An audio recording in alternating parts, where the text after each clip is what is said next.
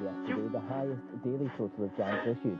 The pandemic has shown us more starkly than ever before just how much our care services matter. And that is not surprising because the virus, basically, we get really ill because we have an overreaction and we run out of numbers phone and people to ask for help, so I'm not too sure where to go from here. I personally don't think life's ever going to be the same again, and if it is, it's going to take a hell of a lot of time to try and get back to normal. But I just want to say... Actually, I think you're right, and I've been saying as well to my friends and family that there will be no life untouched by this.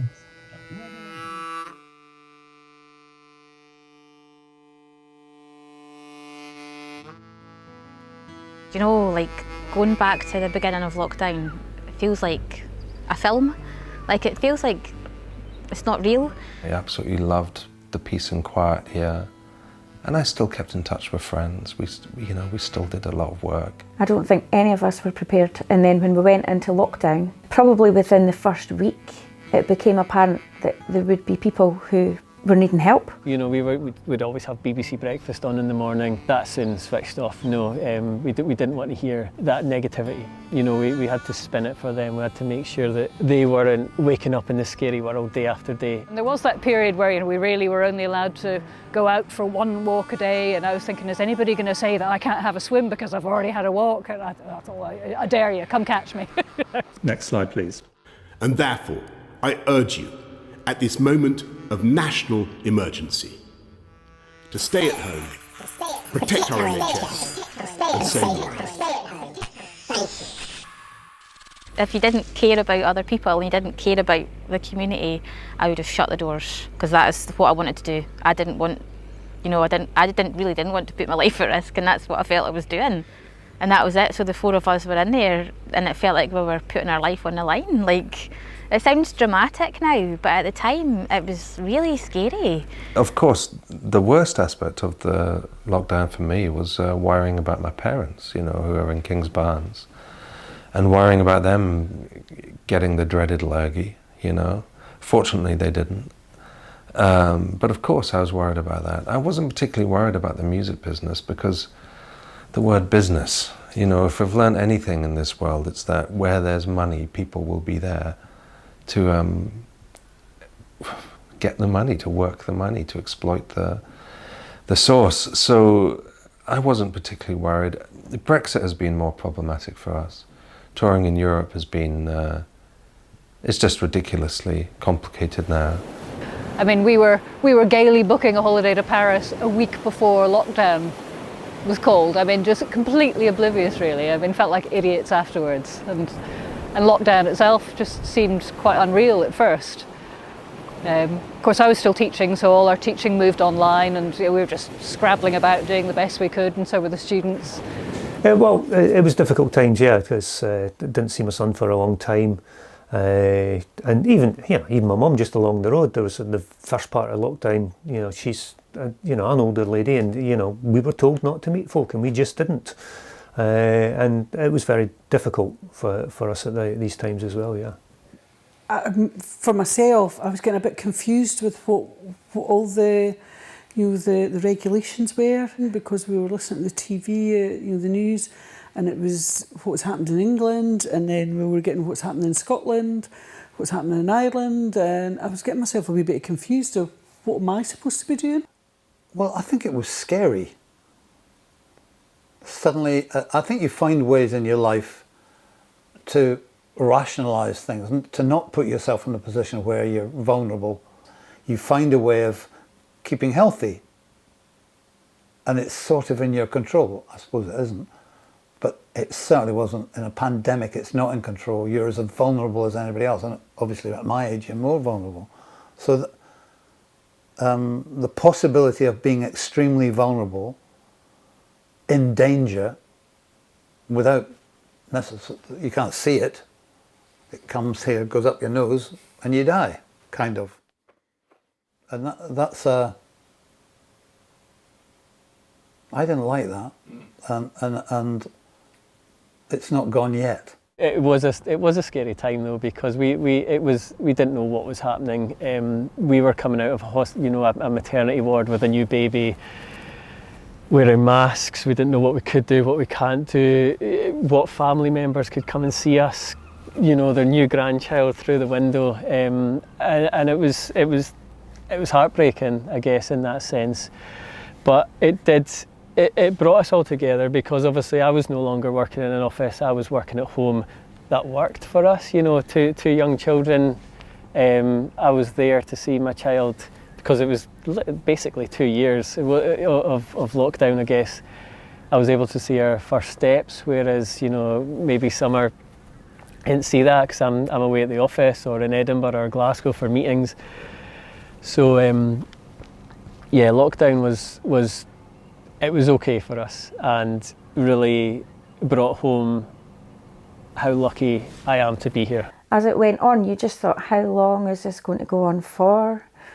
And it did get to that monotonous stage that you were doing the same stuff, but then the weather got better, and the sun came out and you were able to meet more people.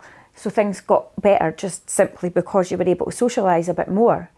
But I don't think that I ever feared that we wouldn't come out of it. I mean, I did fear, what if my older relatives get COVID, and what if somebody dies, but you just couldn't live your life like that. You couldn't let it, for me, I couldn't let that take over. I couldn't live in fear. So I just had to carry on and hope that we would get there.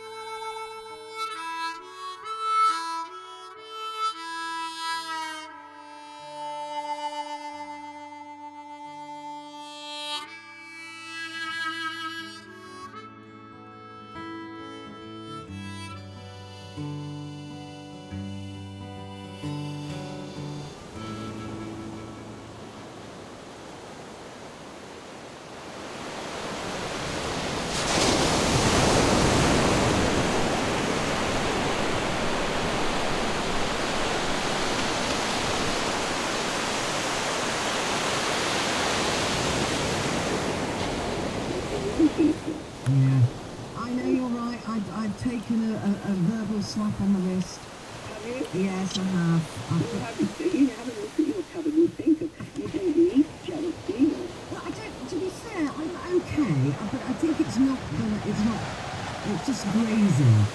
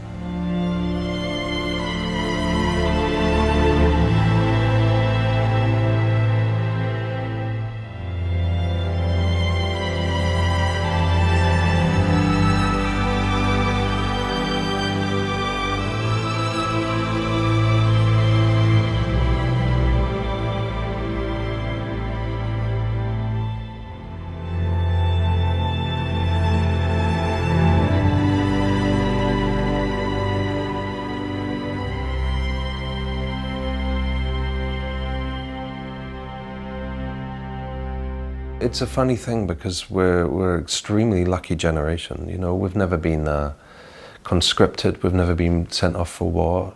If you see the names on the war memorials around here, we've never had that.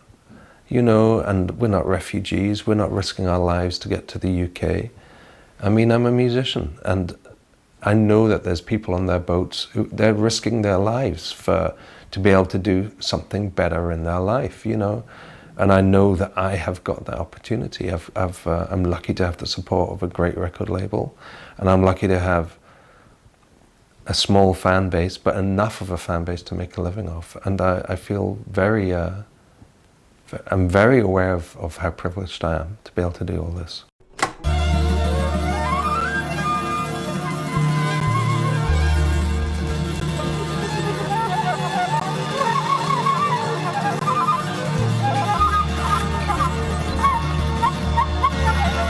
So we test the beams itself. Everything comes back, you know. I get hit on the head by it still on occasion at the ripe old age of 50, you know, and I'm sure people do all over, you know. It's a tricky thing to talk about, but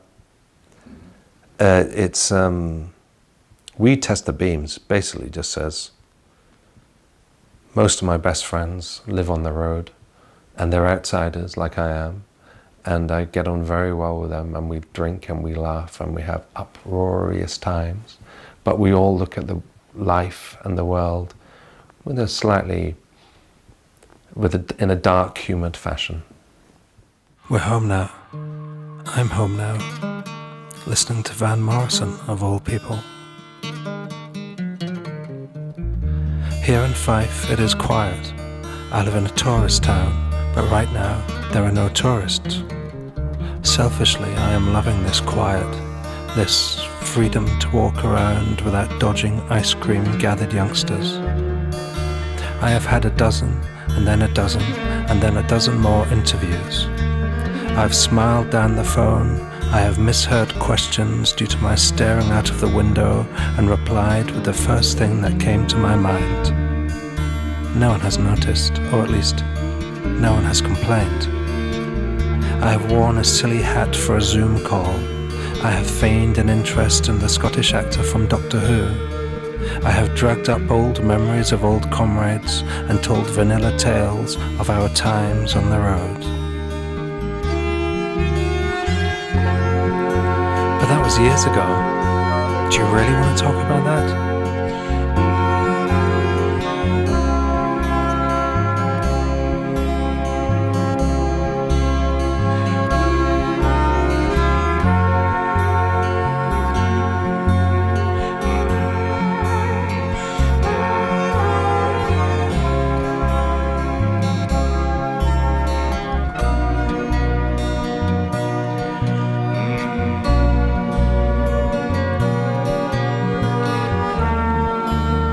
This album campaign has been short, condensed. It has been world-scattered strangers discussing the album as a happening. The fact that there were so many of us in the studio doing our thing. It felt entirely normal then, of course. But now, within the lockdown, it seems like an excessive luxury, those bodies in a room. The sort of thing only a Premier League footballer or an errant politician could afford to do. And I wonder when we will next be back on the road. I can assure you, I do not miss the airports. And I can assure you, I do not miss the motorways.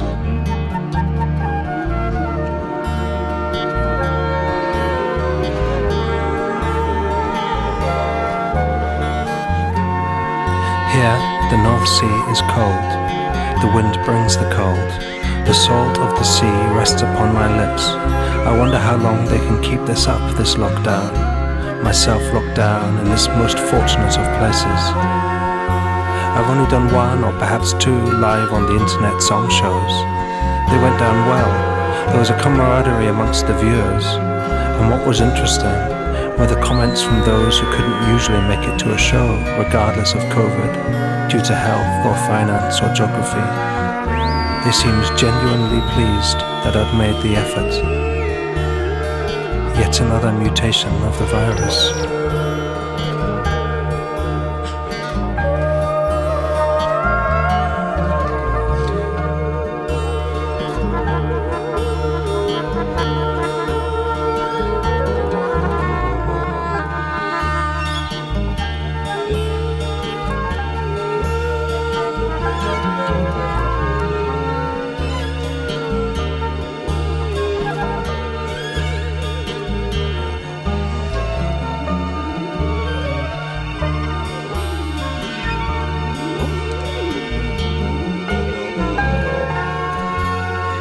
Earlier today, I took my parents to get their vaccination. Yesterday, one of their friends got their own vaccination, but she had slipped on the ice on the way out and broke her ankle. What state of affairs is this? I cannot think of her pain. And the guy 3 streets down, well, he slipped and broke his arm. He's laughing about it, saying it'll fix well enough.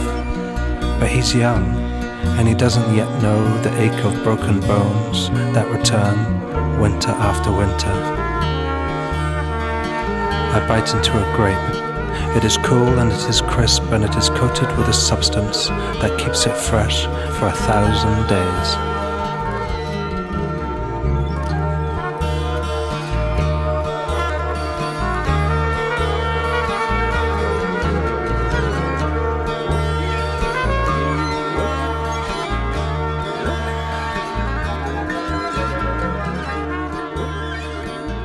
It was handy having something to release during COVID, because, especially a band album, because obviously most people couldn't, you know, they hadn't had the luck or whatever. And again, it's just another record. I've been lucky with my records, Bill, that they kind of go down well, even though they don't sell hugely well.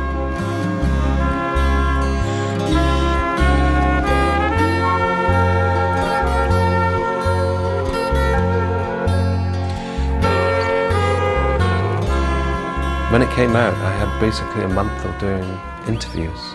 Pretty much every day was full of interviews, Zooms and phone calls. And the first week was quite good fun. Hey, yeah. But then the questions got the same, and then the same, and then the same. And by the end, I was just like, oh my God, these can't finish soon enough. There was one lady in particular. I did one long podcast for a guy, and it went down very well. And sound like Donald Trump, went down very well. And she basically listened to it, took the same questions and asked me again, which is just like, it was a devil of a thing to do. And you know, by the end I'd absolutely had enough. But at the beginning it was good and it went down well.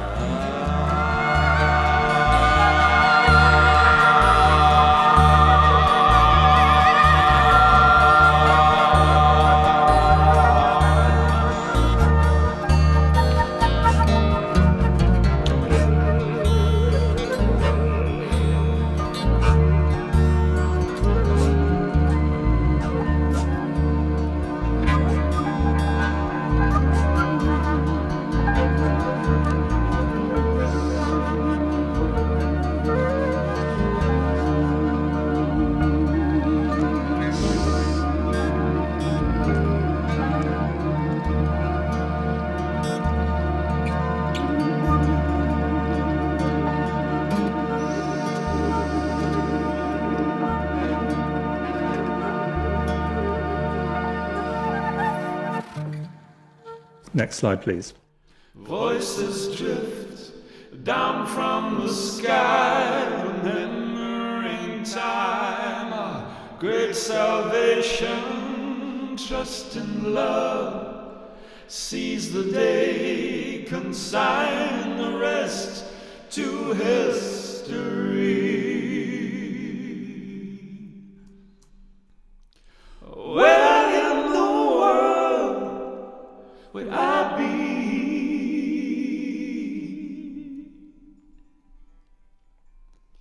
if you took your love away from me?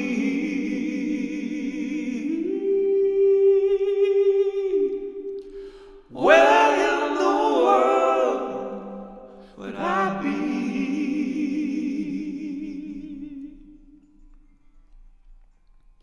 if you took your love away from me? The day is broken, make it count. The words are spoken, shout them out. It's so good to be alive, so good to be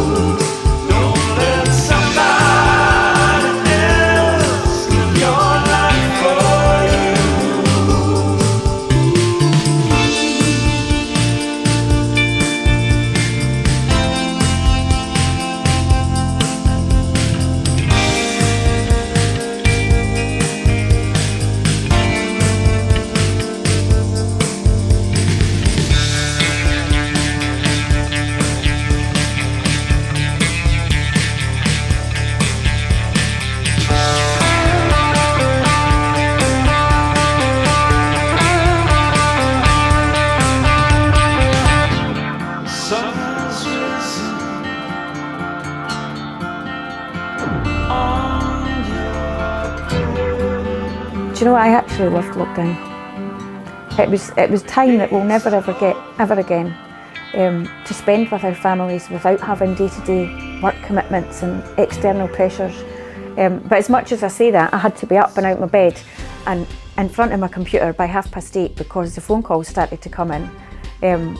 But it gave me a routine as well, and I was really thankful to have that routine, because you could easily have just lain in your bed, you know, and because what were we getting up for? To be honest, when we first started doing it, I was a bit scared, you know, because it's the unknown. My concept was I would be on the end of a phone and I wouldn't really have to go out. It didn't pan out that way in the end. I think a lot of it came about on the back of the Beast from the East, you know, so that was the focus, was about if there was a community emergency and we would all get together. So they were describing how we could help them as a community council. So that we didn't really know much about them except that initial presentation. It was strangers getting together to benefit each other. Because as much as I met you then, we'd never met before. We also met lots of other people, and it didn't just benefit the recipients. I think it benefited us as volunteers as well.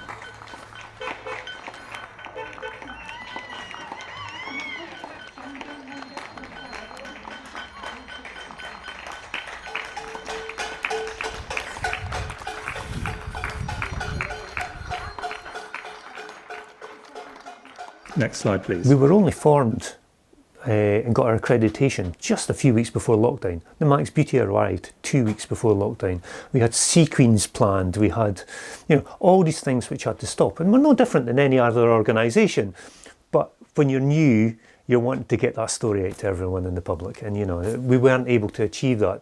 But it was a very worrying time, because I know a lot of my clients at the food bank may have health issues and all that sort of thing. So there was real worry, not just about providing food for them. There was the providing that care which we used to have in the food bank prior to the lockdown. We would open for teas and coffees. Folk would come in and spend a bit of time with us just because we were the only company they had. So yes, there were a lot of worries all the way through that. But it was, you know, we managed to find other ways of doing things, even though we weren't allowed people past the door, because we're not got people queuing up. Folk would come and chat at the door for significant amounts of time. Wasn't achieving what we'd had before, but we still managed to provide a bit of that service. Even with the Sea Queen, prior to lockdown, we had hundreds of people who were literally taking part, not just watching, and that sort of footed away. And people are maybe not quite mixing again in the way that they did. I was born here, brought up here, went away, came back. But right from my time at the Wade, I was working in the Fisheries Museum Saturdays and school holidays, and I got absolutely hooked, not by the written history, but by the likes of the old guys and the older ladies that came in and talked about their experiences. So, you know, that social history, the living history is just fascinating. And the more I research and the more I read about it, I think this is about people's lives. This is not just facts and figures. And Cellardyke was an incredible place in the past. And the more I look at it, the more I wish I knew that 40 years ago to ask some of these people that experienced some of it, because it's just amazing. Transmission down as fast as possible. But there has been criticism that the Scottish Government's rollout is going too slowly in comparison to other parts of the UK. It's worrying because I don't feel I can do my job safely without it. I'm putting lives at risk. More than 38,000 people were vaccinated in Scotland yesterday, the highest daily total of JAGs issued. The pandemic has shown us more starkly than ever before just how much our care services matter. And that is not surprising, because the virus, basically we get really ill because we have an overreaction to the virus. Our immune system goes over the top in fighting it. We are just starting off our life, whereas the oldies, they're kind of at the end of theirs. Whereas I feel like we should be going out and getting these opportunities while we can at a peak age. I've run out of numbers to phone and people to ask for help, so I'm not too sure where to go from here. The weather, further hill snow for many tonight, easing in the south tomorrow. drier in the far north and west with lows of It's a good place to have a pandemic, by the sea, with lots of space to walk in. I mean, it was interesting. Our youngest daughter is a runner, and she went running in empty London, and apparently it was quite intimidating. Yeah. Just there's nobody out. Very spooky. Very spooky. And the normal second homers, who we know, were not coming back. Mm. They were in the cities. And you got in touch with them and all that, but it was completely different, the rhythm of your life.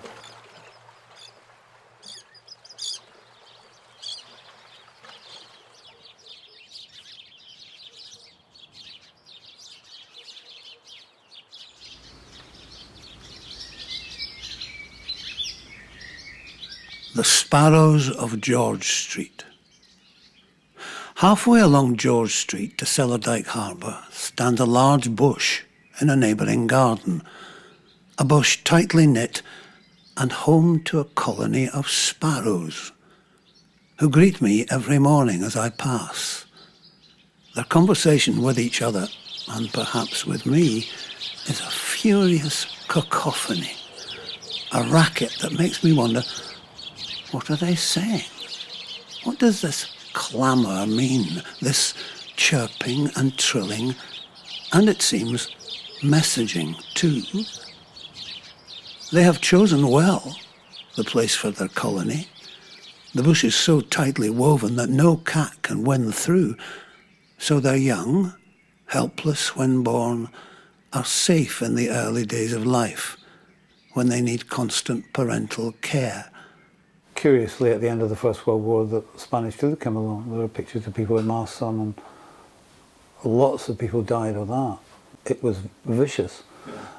Sheila and I were here. She was able to carry on working on Zoom with her classes. I was doing very, very little, but we were getting out and walking all the time. We were together. I'm sure there were marriages which were put under terrific strain. I didn't feel it was quite the opposite. We got time to be together because Sheila's always busy and I'm very often away. So we had a long period of time where we were sharing the space, and we got into watching streaming films from Curzon Cinema and stuff like that. All very pleasurable, but we couldn't go to New Zealand to see her sister. We couldn't go to London to see our 3 children who were there. My daughter in Barcelona, the only time we saw her from the beginning of the pandemic was last August when we all got together as a family in Norfolk for a family holiday. And one of the interesting things in retrospect now, when you talk about last year, you tend to be talking about 2019, because in 2020 you didn't do the things you normally do, so there was no holiday, there was no, all the things you do were stopped. They gradually came back, but being careful about the way you proceed, particularly at our age, where you're being described as being at risk, so you don't go out, you don't go to the pub, and you have to learn to go back in the world. And I had an offer of a wonderful part in a Sky Television thing last autumn, and I was talking to my agent about whether I wanted to do it, not because of misgivings about the script, but misgivings about, am I putting myself at risk doing this? Because my industry, like every other industry, was finding the way they could do it. How do you keep people in bubbles? How do you transfer somebody from Scotland to that bubble in public transport? Is it conceivable and all of that? And I was really, it was a jolt to think, leaving, I've got a way of doing my life here where I'm keeping us safe. And actually, eventually she persuaded, you can't turn this down. This might be the only thing you do for the next 6 months. You've got to do it. And she was right. And as soon as I did it, I became very confident. The protocols were very, very good. I felt safe. And so that was a big step back into the world. Now that I recall it, if that hadn't happened, I might very well have been quite hermit-like as everything eased. But that encouraged me not to be.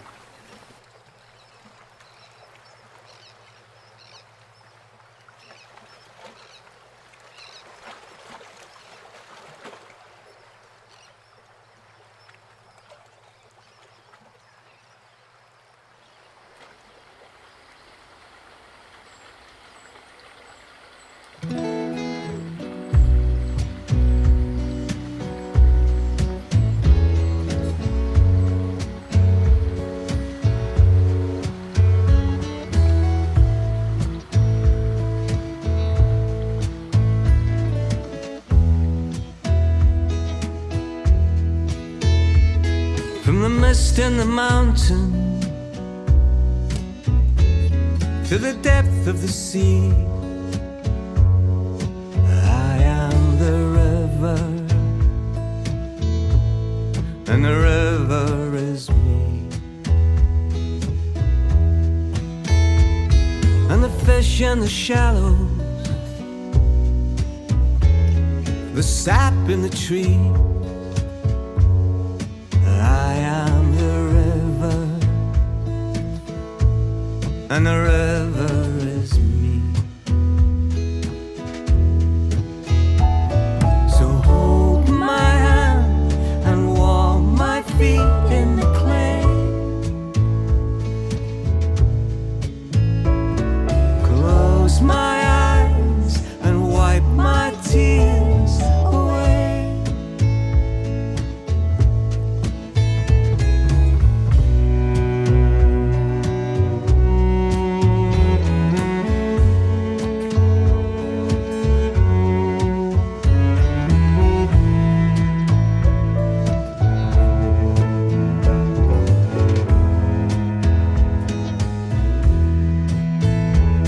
And the shimmer in the sunlight sets the ice free. I am the river, and the river is me. And hold my hand and warm my feet in the clay. Close my eyes and wipe my tears away.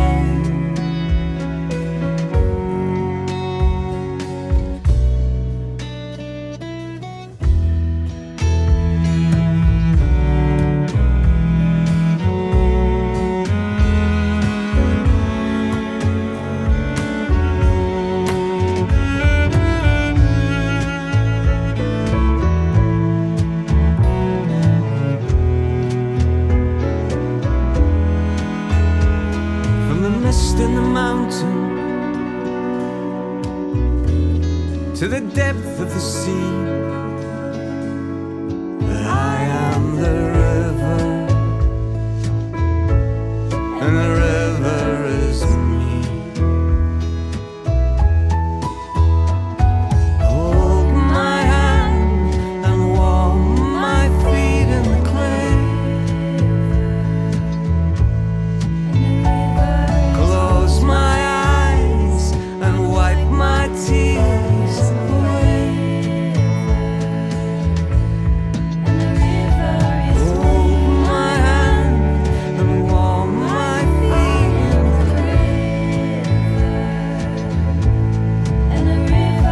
Close my eyes and wipe my tears away.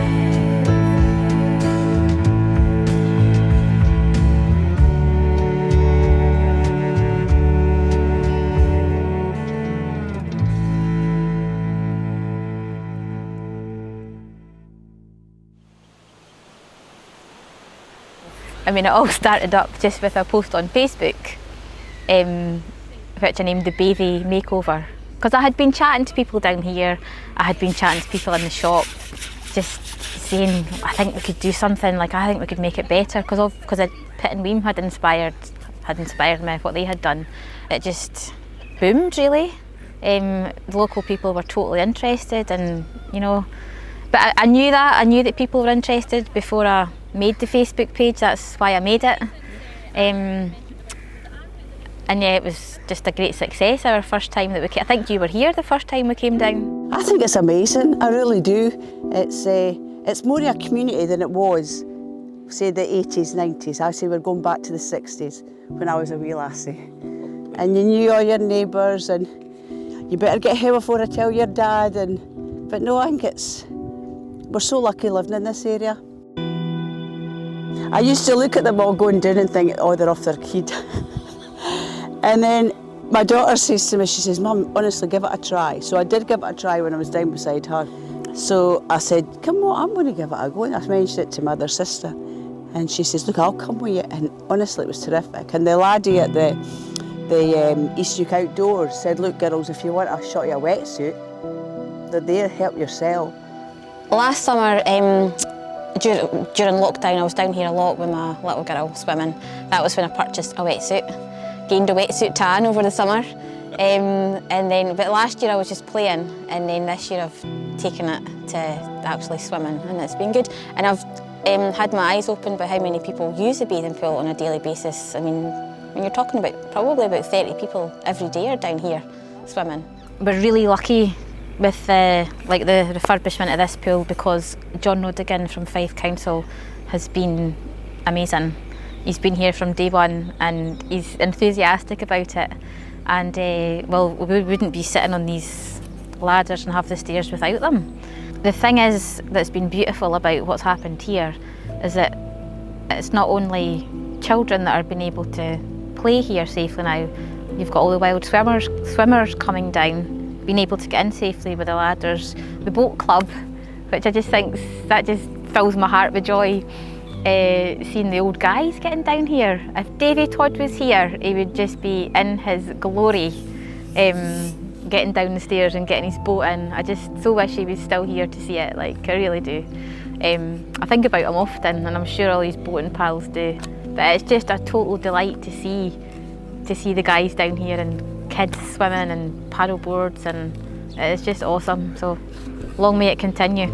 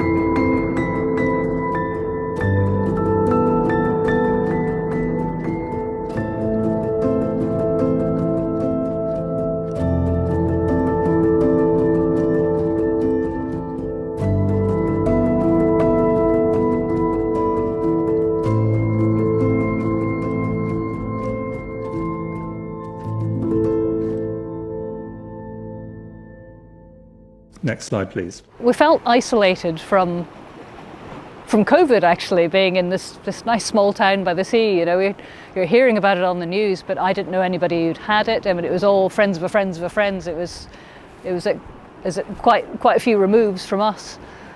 So it was frightening in terms of this sort of global calamity, but I didn't feel immediately touched by it. It was a weird sort of dichotomy between, you know, huge disaster, but I seem to be okay. I feel bad. Yeah. I mean, what they've done with the Cellardyke tidal pool is fantastic. You know, putting those steps in and hooks and have that whole community of swimmers down there. So no, I think it's great. You know, one of the differences between swimming in the sea compared to swimming in a pool, like they're both swimming in water, and being in water is nice. But the thing about being in the sea that I realised once I started swimming out is that that's a completely different world under there, and that's the thing I really like. So especially in summer, I'll go out and, you know, I can see fish kind of going about their business in between the rocks that I'm swimming over. Sometimes swim through a whole kind of ball of sand eels. You know, I've met a seal every so often. You know, that's the thing that I really love about it. That's so completely absorbing, and that's what made me learn to deal with the cold and everything else. And that's, I think, what was so nice during COVID as well, because, you know, I'd leave this increasingly weird world, and this one was the same, but it is an actual world, a completely different world to get immersed in, and that's what's so addictive about it. Sometimes thinking about lockdown, you can get a wee bit emotional just because of all the times that were scary, you know, all these different emotions during then. And I appreciate lockdown was very tough for a lot of people. Personally, for us, it was okay because apart from having our second child day one of lockdown, which was always scary bringing a new child into to the unknown, I guess. But what we did recognise is how blessed we were to be in East Neuk and to be in Pittenweem. You know, I was walking the streets with that pram twice a day, and always had the camera under the buggy, you know, just to catch the light if it happened. But I think we appreciated this place even more so. Everything slowed, everything stopped, and you walk down here and you pause and you listen to the water gently rocking the boats, you listen to the seagulls squawking, and you just take in all of these wee sounds which are part of the East Neuk, you know, so it definitely made you appreciate things that you just never did before, and it was just a levelling up the appreciation that we already had. I remember walking down by the West Shore and seeing this tree, and it was this vibrant purple tree, and thinking, you know, I've lived here for 6 years now and never seen that tree before. And it was wee things like that, you know, just picking up on these wee things. I mean, I actually I don't see myself as a photographer, and I think because I'm self-taught, and you know, I couldn't go into the technical speak to any sort of high level. I guess I've always felt a bit lower in confidence in that respect, and you know, I'm lucky enough that I've done some brand work with Nikon and MPP.com, where I ironically buy my lenses, so that's been lovely. But I think because of the experience I've had, it makes me more open to people. When people ask, how did you do that, I'm 100% more than happy to tell them what gear I'm using, what settings I'm using, where I could buy this filter. One of the things I love most about living here is, the first thing I love is the light, the ever-changing light. I could take a photograph 1 minute, I could take another one 30 seconds, look at them side by side, they're completely different. The light is just absolutely incredible here, and especially between November to February we get, you know, with the sun rising and the sunset, you could spend a whole day chasing it.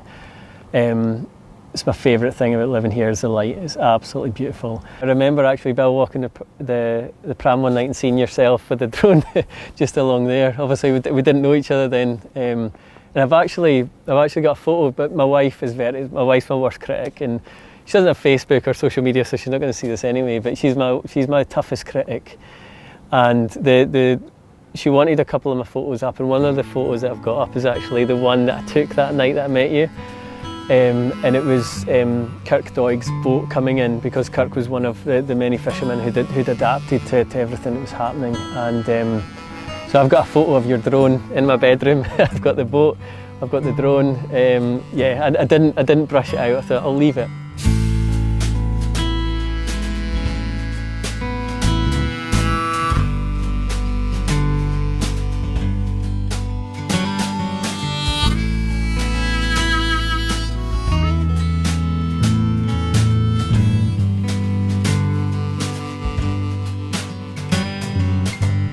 Watching boats on the aquamarine, walked on paths made by gods whose jealous prayers summoned the rain.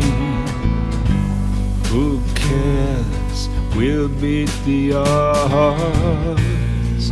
Where in the world would I be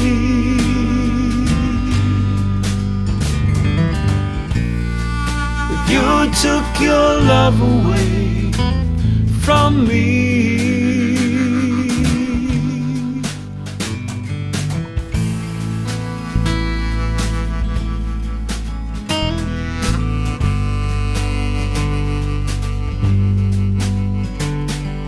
Dream of a day, a supernal affair, filled with grace, love and laughter. Let it pour, the devil may care. We are here, nothing else matters. Where in the world would I be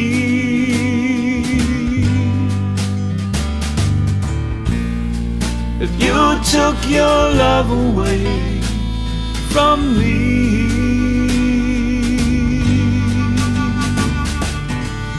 Voices drift down from the sky, remembering time, a great salvation. Trust and love seize the day, consign the rest to history.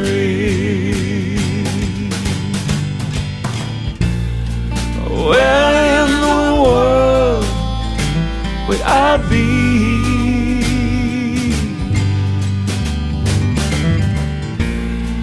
if you took your love away from me?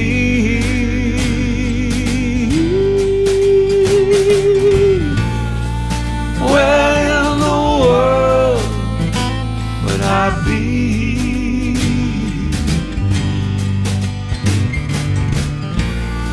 if you took your love away from me?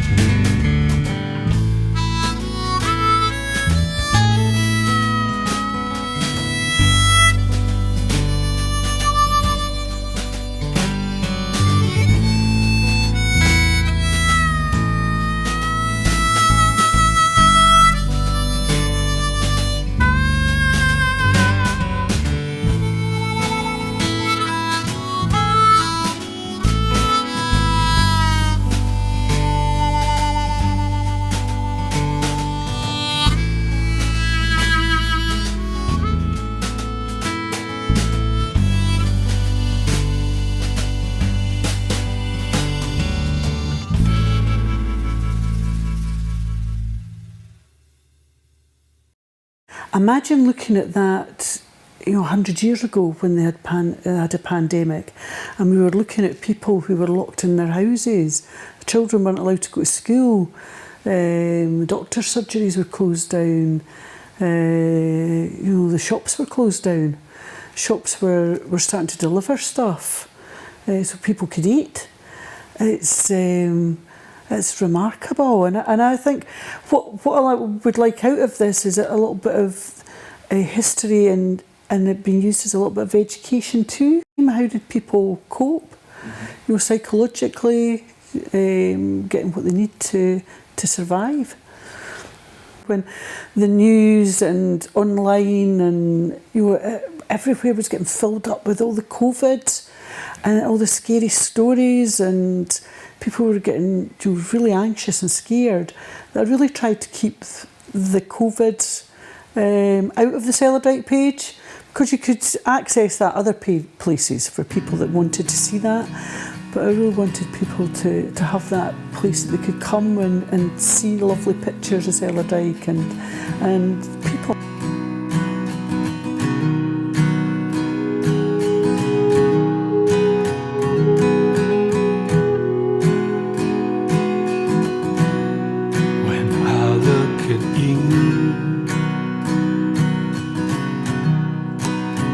I feel small, like a fool. I feel small,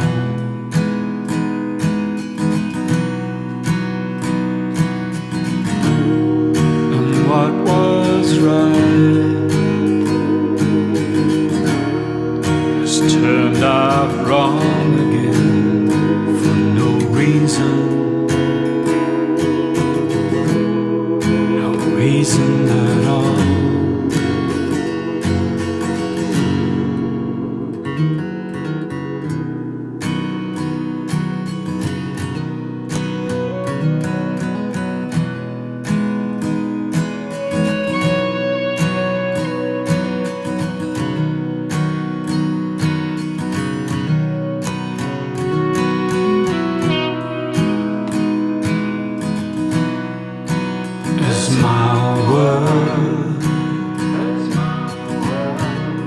Comes tumbling down.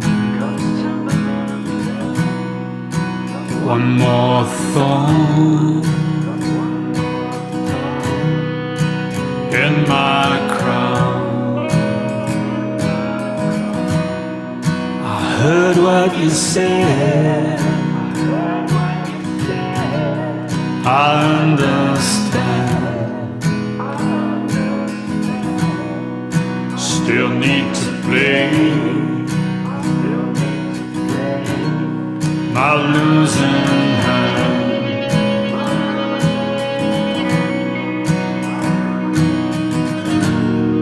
And what was good has turned out bad again. Makes no difference, no difference at all.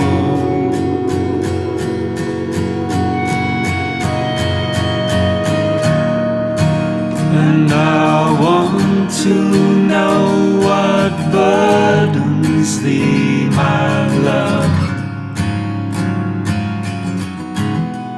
The sky above us like a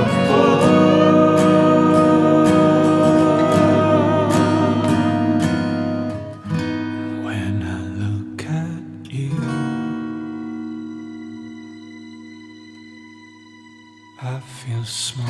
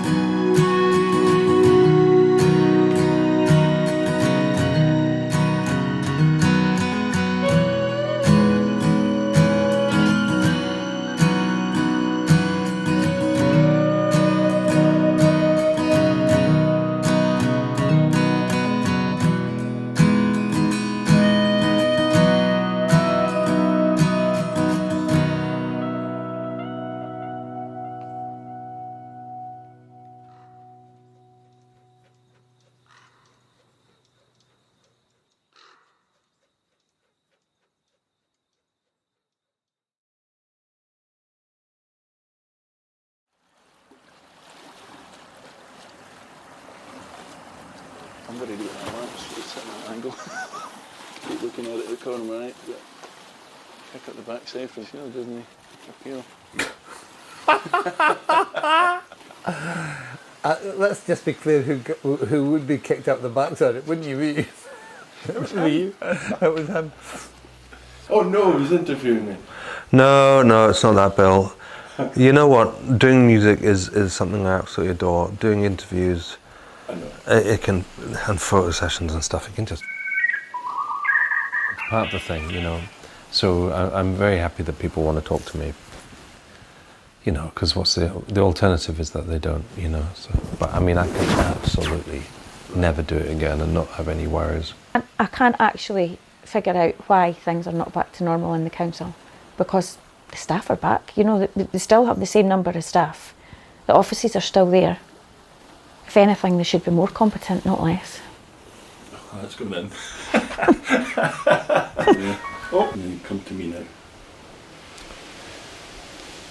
I had everything ready to say.